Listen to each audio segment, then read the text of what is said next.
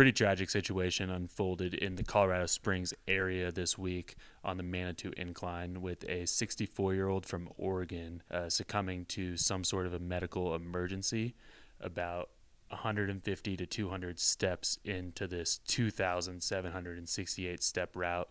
Obviously, Manitou Incline, known for being one of the most strenuous hikes in the country, if not the world. Is it fair to say like the incline is pretty known, I think, as a tourist destination, right? Yeah, I would think so. It's probably one of the top hikes in the Colorado Springs area. Right. And I think that's a complicated context for something like the incline. And I should say, as you mentioned, all we really know about this situation was that there was a medical emergency.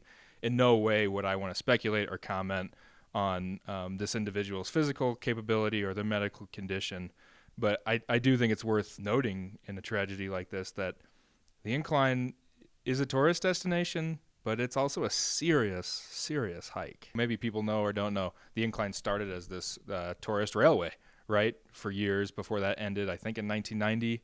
And after that, it kind of became this private, no trespassing cult fitness phenomenon among locals who were training on this thing, right, before an arrangement came together to make it public, and it publicly opened in 2013. And that's kind of where my mind goes. I think the years have kind of given way to this, to the incline's reputation as a tourist destination. People want to get to the top, take pictures, buy a shirt at the bottom. A situation like this definitely makes you think a little deeper on what this thing is and what it demands. Just like any hike and any outdoor activity, we all take chances, right?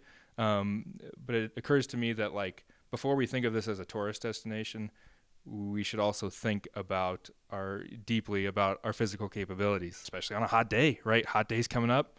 The incline is a whole other beast on days coming up here in the summer. Yeah, it can feel hot if it's like 50 degrees out, just because of how that sun's beating down at you from the east. Anyone who's thinking about climbing the incline, make sure you have enough water.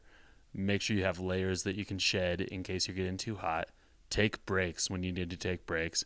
And remember, you can always turn around and go back down if you have to. They have bailouts along the incline if you're feeling sick and you need to pop off on a trail. But turning around, it's always an option. And lots of beautiful trails around Manitou and in Colorado Springs. No shortage of stunning trails that you could also do instead.